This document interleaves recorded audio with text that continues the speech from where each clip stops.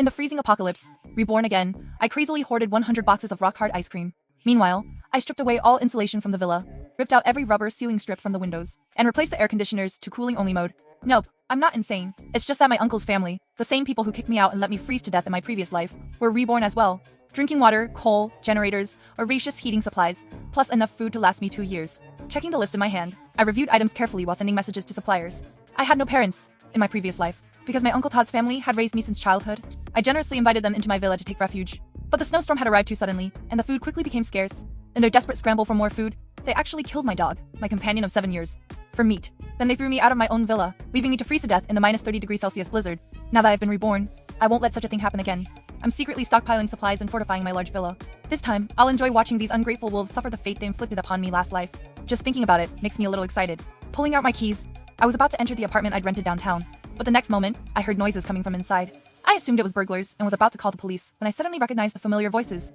I know those voices anywhere, even turned into ashes. It was Todd's family, who had caused my death in my previous life.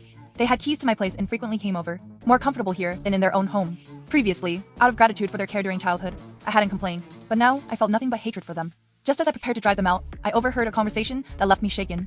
That damn girl Alicia, the supermarket owner, told me she ordered 200 boxes of instant noodles and even contacted a renovation company to stockpile insulation materials. She must have been reborn as well, otherwise, who eats that much ramen?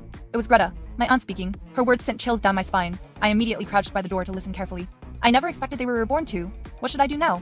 This lifetime, she obviously plans to hide alone and watch us freeze to death. What a heartless bastards. And after everything we've done to raise her. Ridiculous. Who exactly were the heartless bastards that threw me out into the freezing cold last life?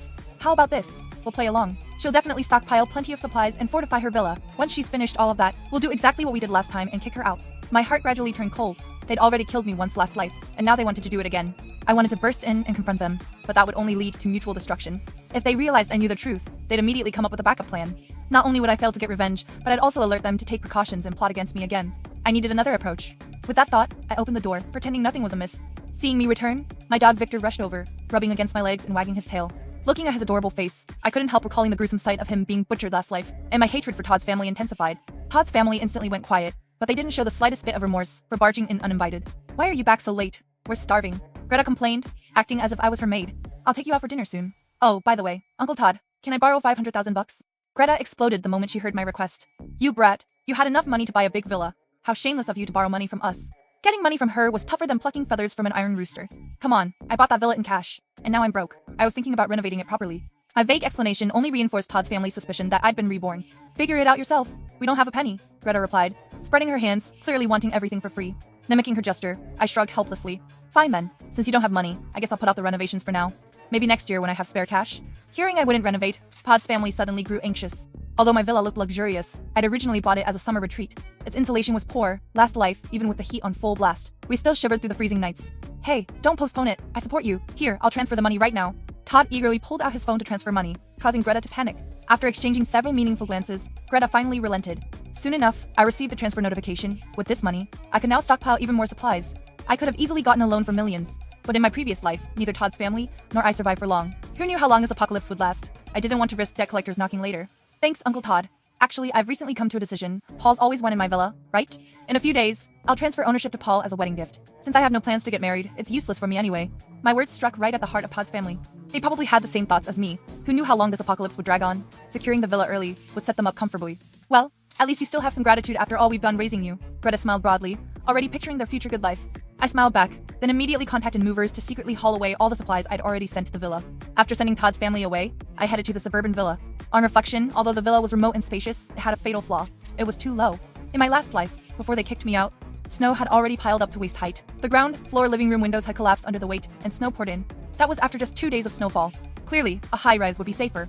The apartment where Todd's family might still turn up wasn't suitable for renovation, so I spent a fortune renting 2 units in the city's most upscale high-rise. I hired a construction crew to reinforce several layers of thick insulation on the exterior walls and secure everything firmly against avalanches. Of course, I stocked up on all kinds of food, drinking water, dog food, and heating equipment. To guard against equipment freezing, I also bought coal, discreetly hauling it upstairs in multiple trips until I was exhausted. While my survival base was taking shape, the villa also needed a makeover. I hired the same crew and instructed them to redo the exterior to look luxurious at first glance, but actually be a death trap, something that would collapse at the first strong wind or heavy snow. The workers thought I'd lost my mind, who would ruin the villa they'd worked so hard to buy. but when I offered triple pay, they didn't ask questions. Meanwhile, I converted all the villa's air conditioners to cooling-only mode and removed every rubber seal from the windows so they'd never fully close. When everything was done, I snapped photos of the renovation and posted a private status visible only to Todd's family. Just gave the villa a top-notch renovation. Bring on the snow and wind. Todd quickly responded with several thumbs up emojis in the comments. With that settled, I went out scavenging for supplies and got a call from Greta. Alicia, what about transferring the villa to your brother? Hurry up. Paul wants to get married to his fiancée while the weather's decent. I let out a cold laugh. They were this desperate already? What a rotten family. Greedy for my money and still trying to kill me. And Greta, I've been busy with renovations. Don't worry. I will transfer it to Paul. After all, you raised me too. Good. And just so you know, you've stolen your brother's luck. Your spot at that top university and your high-pay job? All his. You owe him that much. Oh, and remember to stock more food in the villa, so your brother and sister-in-law won't be inconvenienced. I rolled my eyes and gave a non-committal reply before hanging up. That's when I spotted the giant freezer full of ice cream bars. 30 per box, cheap, great sugar boost, and won't melt in this cold. Might as well stock up 100 boxes so Todd's family can eat their fill. I placed my order with the supplier and waited for delivery. Ready to return to the villa to check my list. I spotted a strange woman in a dress suddenly standing in front of my villa, kicking my Victor hard. Stupid dog. So annoying. I flew into a rage. My dog was lying quietly in my yard. What right did she have to kick him? What are you doing? I strode over and shoved her. She fell onto her backside with a shriek. The next moment, a slap landed squarely on my cheek. Bitch, how dare you push my wife? I staggered, dazed, eyes still closing, but I recognized the voice instantly. Who else but my cousin Paul? She kicked my dog. Why can't I shove her? And what are you doing at my house? This is trespassing. My house, that's a joke. This is my house. I brought my wife to take a look. What's the problem? Paul's arrogant tone made me laugh with anger. Are you kidding? I bought this house. You bought it? There's no such luck, you little brat. My parents worked their asses off to raise you. Their money was meant for me. So naturally the house belongs to me. Tired of arguing, I prepared to throw them out. Then the woman suddenly exclaimed in confusion. Alicia, is that you? I looked up sharply. The woman's face came into focus. It was Daisy, the bully from middle school. I still couldn't forget that humiliation. I'd joined the gymnastics team, and she'd tricked me with a surprise, blindfolded me, then dragged me into the auditorium and pulled down my pants in front of everyone. The laughter and camera clicks still echo in my mind. Over the years, every time I recalled it, my body trembled. And that was only one of many torments. My middle school years were a psychological nightmare. So it really is you. Sis, what a waste. Daisy sneered with contempt. I glanced at Paul, my voice trembling. I told you she bullied me. Before Daisy could speak, Paul shrugged dismissively. So what if she bullied you? Why single you out? She deserved it. Then Paul's tone softened as he held Daisy. Baby, don't bother with this bitch. That dog must have scared you, right? I'll kill it and stew it for you. Good for your health. With that, Paul kicked Victor in the head. The memory of Victor's fate in my last life flashed through my mind, but this time, I wouldn't let them hurt us. Victor, attack them. Victor, a German shepherd, had been starved last life until Todd stopped him. This life, he was well-fed and fierce. At my command, he lunged, sinking his teeth into the legs of that cowardly pair. Ah, bitch, control your dog, they screamed as they fled like beaten curs, soon disappearing from my villa grounds. I grinned, led Victor back inside, and poured myself a small drink. Just in time for the ice cream delivery to arrive. Miss, no matter how much you love ice cream, you can't buy this much, you'll never finish it. I made up an excuse, had the driver unload quickly, and sent him on his way. Planning to rest in the villa for the night, I suddenly felt a chill. After a moment's pause, I ran outside. Sure enough, from a clear 30°C sky, snowflakes were beginning to fall. This is bad, the apocalypse has arrived early. Just then, I heard an engine roar nearby. Todd's car was speeding toward me.